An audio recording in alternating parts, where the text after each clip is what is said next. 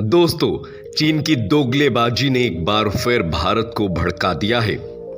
हम सभी जानते हैं कि यूनाइटेड नेशन में लंबे समय से किस तरह से Bharat United nation security council में रिफॉर्म्स को लेकर आर पार की लड़ाई लड़ रहा है और इसी लड़ाई में सिर्फ एक ही मुश्किल आ रही है और वो है चीन की दोगलेबाजी।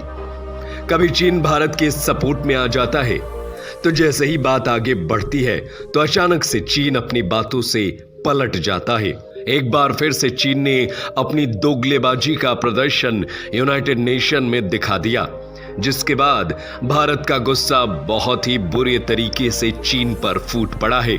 क्या कुछ हुआ है, क्या है नई अपडेट और यूनाइटेड नेशन की सिक्योरिटी काउंसिल में भारत को परमानेंट मेंबर बनाने को लेकर क्या माहौल है, चलिए आपको विस्तार से समझाते हैं।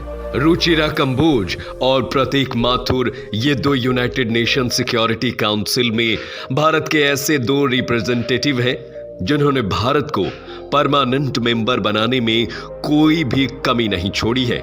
एड़ी चोटी का जोर लगा दिया है ताकि इस बार यूनाइटेड नेशन में भारत की परमानेंट सीट फिक्स हो जाए।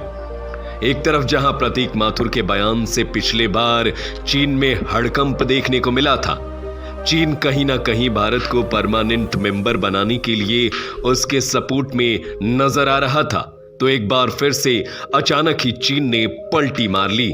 चीन भारत के कितना ज्यादा खिलाफ है ये बात आप इस चीज से समझ सकते हैं कि कुछ साल पहले पाकिस्तान का जो टेरर ऑर्गेनाइजेशन जैश ए मोहम्मद है, जिसने कई बार भारत में नापाक हरकत की है, जिसमें पार्लियामेंट का टेररिस्ट अटैक, एयर इंडिया में हाईजैक और साथ ही साथ पठानकोट एयरबेस अटैक शामिल है।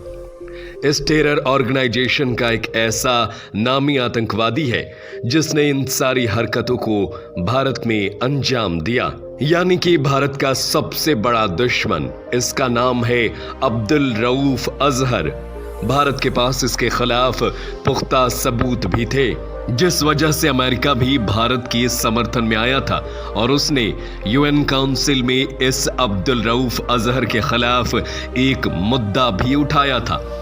अमेरिका का ये इरादा था कि इस टेरर ऑर्गेनाइजेशन को ब्लैकलिस्ट करवा दिया जाए और इस अब्दुल रऊफ को ग्लोबल टेररिस्ट घोषित करवा के इसके सारे बैंक ट्रांजैक्शंस को सील कर दिया जाए, ताकि कहीं से भी ये ऑर्गेनाइजेशन पैसों की लेन देन ना कर पाए।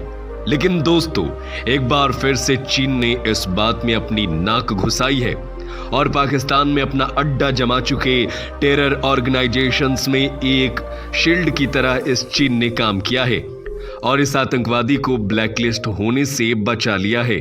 अब आप समझ सकते हैं कि भारत में इतने बड़े आतंकी हमले को अंजाम देने वाले टेरर संगठन को जब यूनाइटेड नेशन सिक्योरिटी काउंसिल में चीन ने ब्लैकलिस्ट नहीं होने दिया, तो भारत को परमानेंट मेंबर इतनी आसानी से तो चीन बनने नहीं देगा। वो कुछ ना कुछ जरूर करेगा और भारत के नाक में दम करके मानेगा। लेकिन दोस्तों, इस बार तो रुचिरा कंबोज जो काउंसिल में भारत की परमानेंट रिप्रेजेंटेटिव हैं, उन्होंने कसम खा रखी है कि चाहे जो हो जाए भारत को उसका हक इस बार दिला कर रहेंगी। इसीलिए रुचिरा कंबोज के बयान भी आए दिन वायरल हो रहे हैं और सिक्योरिटी काउंसिल रुचिरा कंबोज के बयानों को इग्नोर भी नहीं कर पा रही है, क्योंकि बयान इतनी सख्त और सटीक है। एक बार फिर से रुचिरा कंबोज ने यूएन काउंसिल में भारत की परमानेंट सदस्यता को लेकर बड़ी बात कही। रुचिरा कंबोज का कहना है कि एक ऐसी सिक्योरिटी काउंसिल जो अफ्रीका और पूरे लैटिन अमेरिका की कॉन्टिनेंट और दुनिया के सबसे बड़े लोकतांत्रिक देश को ही परमानेंट मेंबर नहीं बना रही है, वो कैसे कभी फ्यूचर प्रूफ होगी। ये काउंसिल फ्यूचर प्रूफ हो सके तो इसका एकमात्र ही रास्ता है, अगर सिक्योरिटी काउंसिल को अपनी क्षमताओं और अपने नेतृत्व के ऊपर दुनिया का विश्वास बनाए रखना है, तो इसमें डेवलपिंग देशों को जोड़ना ही पड़ेगा। इन सभी बयानों में कहीं ना कहीं सिक्योरिटी काउंसिल की कमियों को साफ साफ तरीके से रुचिरा कंबोज ने निकाल कर बाहर रखा है। इसी के साथ साथ वीटो पावर को लेकर भी बड़े बड़े बयान कहे हैं।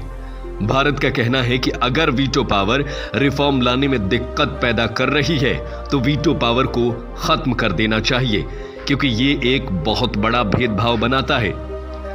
अपनी वीटो पावर को इतनी आसानी से चीन खोने नहीं देगा, लेकिन भारत भी इस बार अपना पक्का मन बना चुका है कि अगर भारत को सदस्यता नहीं मिली तो Bharat United nation security council से हमेशा हमेशा के लिए बाहर हो जाएगा।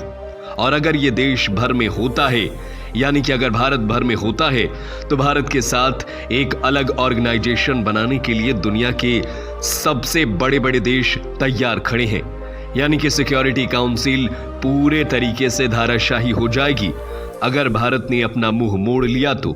लेकिन वीटो पावर खत्म करने के बयान पर कहीं ना कहीं चीन के पसीने छूटने लगे हैं।